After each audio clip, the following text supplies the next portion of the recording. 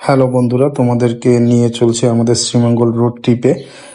নিজে গাড়ি নিয়ে আমরা কয়েকজন বেরিয়ে পড়েছিলাম সবুজে ঘেরা শহর শ্রীমঙ্গল ঘুরতে। সারাদিন কত জায়গায় গিয়েছি, কত মজা করেছি, সব থাকছে এই ভিডিওতে। তো সিলেট থেকে শ্রীমঙ্গলের দূরত্ব হচ্ছে 1.5 থেকে 2 ঘন্টা। তো আমরা সকাল 11টায় রওনা দিই এবং রাস্তাটাও বেশ চমৎকার। দেখতে দেখতে আমরা মৌলভীবাজার পৌঁছে যাই। আর চারপাশে শুধু সবুজ আর পাহাড়ের ঝলক। তো সেটা দেখতে দেখতে আমরা শ্রীমঙ্গল পৌঁছে যাই। শ্রীমঙ্গল পৌঁছানোর পরে আমরা প্রথমে চলে গেলাম,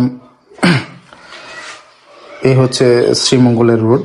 সেখান থেকে আমরা যাব হচ্ছে যে চায়ের কন্যা খ্যাত যে মুরালটি বা মূর্তি আছে সেই জায়গাটা দেখতে। এই যে চমৎকার একটা পরিবেশ, এখানে সবাইকে স্বাগত জানায়।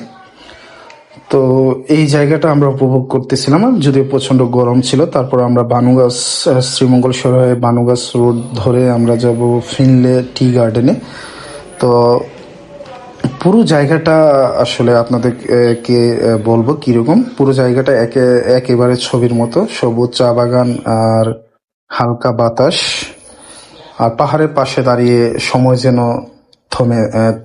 থেমে যায়। তারপর রওনা হইলাম আমরা হরিণচড়া চা বাগানের দিকে। এই রাস্তাটা হচ্ছে হরিণচড়া যাওয়ার রাস্তা। দুই পাশে হচ্ছে গাছপালা এবং চা বাগান। খুবই চমৎকার একটা পরিবেশ, শান্ত পরিবেশ। ছোট ছোট টিলার পাশে বয়ে চলা ছোট ছোট জলধারা, সত্যি মনোমুগ্ধকর একটা পরিবেশ। তারপর আমরা দেখতে দেখতে হরিণচড়া চা বাগানের দিকে আসলাম। তারপর সেখান থেকে আমরা যাব হচ্ছে হরিণচড়া চা বাগানের মধ্যে একটা জায়গা আছে ঝাউ বাগান বা ঝাউ গাছ, সেই জায়গাটা দেখতে।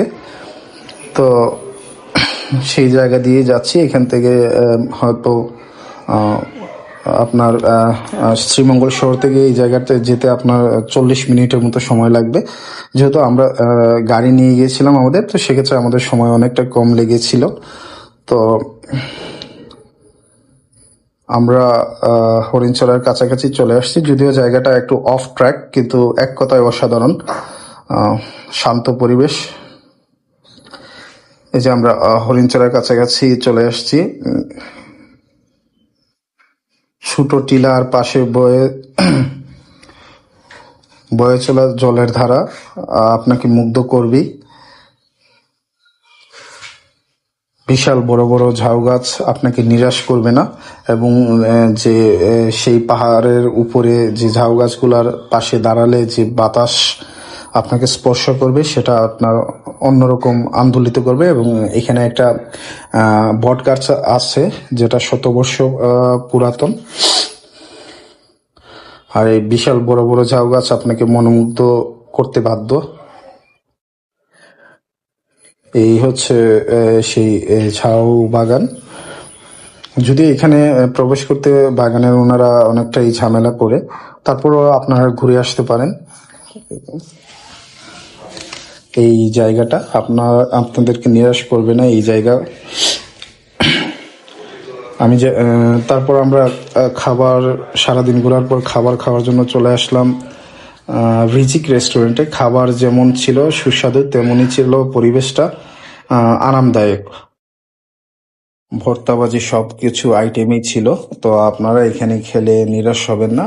খুবই সুস্বাদু খাবার, পরিবেশটাও ভালো, পার্কিং এর ব্যবস্থা আছে। তো সবকিছু মিলে খুবই চমৎকার একটা পরিবেশ। আমরা সেখানে দুপুরে লাঞ্চ করলাম সারাদিন ঘোরাঘুরি করার পর।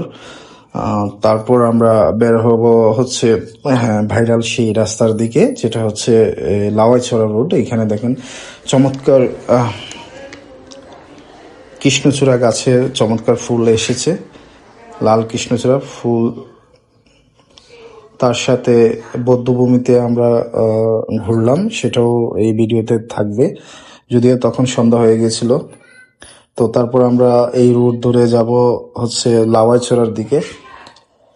আর কৃষ্ণচূড়া ফুলের যে একটা পরিবেশ, সেটা সত্যি মনোমুগ্ধকর। এবং আপনার যে শুক্রবার ছিল দিনটা, তো যার কারণে প্রচুর ক্রাউডই ছিল। অনেক লোকজনই ছিল, রাস্তায় অনেক গাড়ি ছিল। তারপর আমরা লাওয়াইছড়ার দিকে যাচ্ছি।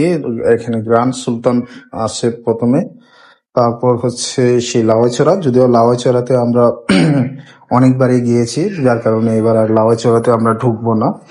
বাট এই রাস্তাটা অনেক নিরিবিলি, পাখির কিচিমিচি আওয়াজ সেটা আপনাকে মনকে আন্দোলিত করবে।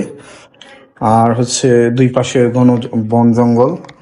আর এই যে লাওয়াইছড়া জাতীয় উদ্যান, আমরা সেই সামনে থেকেই চলে আসলাম, কারণ আমরা এখানে অনেক দিনই গিয়েছি, অনেকবারই গিয়েছি, তো যার কারণে এবার আর ঢুকবো না।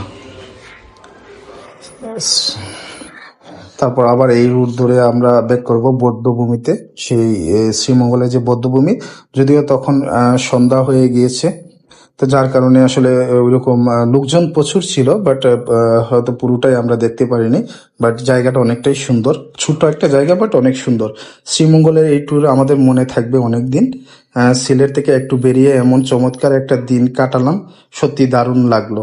ভিডিওটা ভালো লাগলে লাইক, কমেন্ট আর সাবস্ক্রাইব করতে ভুলবেন না। দেখা হতে পারে অন্য কোনো অ্যাডভেঞ্চার ট্যুরে। সবাইকে ধন্যবাদ।